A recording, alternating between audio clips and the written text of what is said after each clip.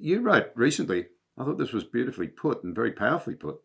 We have theatre range nuclear weapons too, and they, the Russians, better believe we're ready and willing to employ them in our defence. Can I ask, firstly, what are precisely, for our listeners, theatre range nuclear weapons? And that was a strong statement. You were saying a bully only understands one language, as I understand it. That's right. So that particular quote is what I was hoping would be something that would come out of a response coming out of the U.S. government in response to Russia's nuclear saber rattling. That a little bit of background: the Russians think about nuclear weapons differently than we do. I mean, this kind of goes back to what we're talking about, sort of first principles, how we think about things, our own culture, our own strategic culture and war fighting, what we value, the risks we're willing to take, etc. And the United States, we think about nuclear weapons as not war fighting weapons. We think about them as weapons for deterrence. But it's sort of a paradox, right? Deterrence works because it has to be credible in the minds of your enemy that you are willing to use them if they cross these lines. And you're willing to use them in defense of your people and the well-being of your people. The Russians think about nuclear weapons. They've kind of been watching the West and how squeamish we've been about war fighting and getting bogged down in other kinds of conflicts, and obviously about just nuclear employment in general. And so they've adopted this idea. It was in the last administration had a document that called the Nuclear Posture Review that talked about this, where the Russians have this idea of escalating to de-escalate. That in a purely non-nuclear conflict, like what we're watching play out in Ukraine, that the Russians might consider detonating, launching, deploying, and using a low yield theater range nuclear weapon, with the idea being it would terrify the West.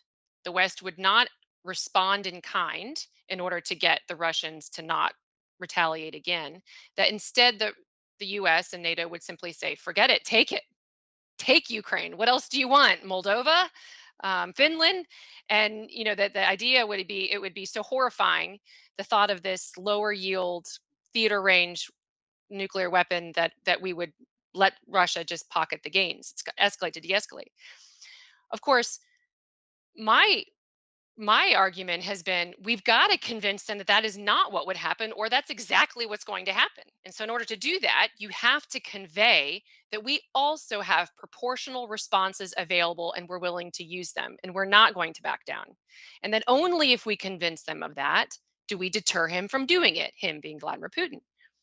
And and so that's what I mean. A lot of people think of nuclear weapons and they think immediately mutually assured destruction. You're swapping intercontinental ballistic missiles that are going to blow up whole cities in your countries, and that's kind of the Cold War idea of mutually assured destruction. But really, modern nuclear employment threats are different today, and the Russians have been amassing a huge number of these theater range, lower yield nuclear weapons, and they do not allow the United States to even discuss them in negotiations for arms control treaties. So they're totally out of the bounds of treaties. They're not controlled by treaty at all.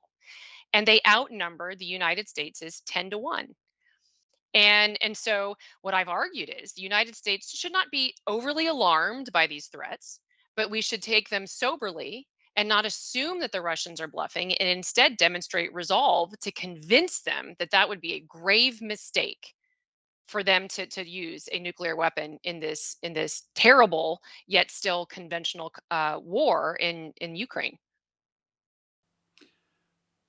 So you just made the comment there the Russians have a lot more of them than the Americans. It raises the issue of the capability of the American Defence Forces. We assume that they are still technologically and in many other ways, including battle hardened, extremely powerful and capable. That's what the rest of the world wants to assume.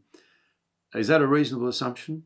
It is, thankfully. I would not want your listeners to leave here just being horrified that there's nothing that we could do to respond, but we do, thankfully. And actually, in the last administration, that you know President Trump um, got into so much trouble for saying things and doing things that kind of the national security establishment thought would be so provocative and so dangerous. But now we look back and think, my goodness, I'm so glad he did that.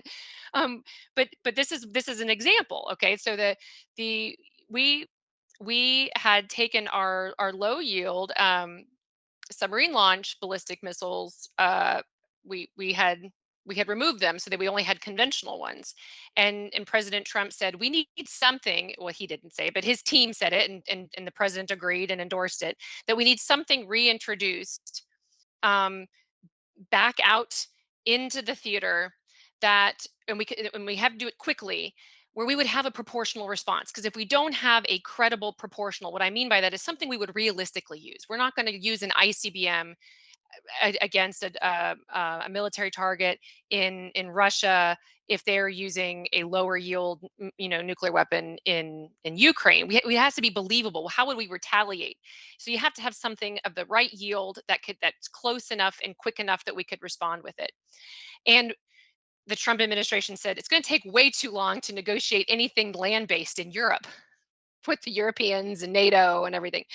So what's the quickest way to do it? Well, you can get a low yield nuclear weapon, put them back on our submarines, on our ballistic missile submarines, and get them back out to sea. And they did it. By 2018, they got them back out to sea, and they're out there. And the Russians know that they're out there. Now, there's other capabilities that U.S. Strategic Command wants. Also, they don't want just that particular weapon. They want other kinds.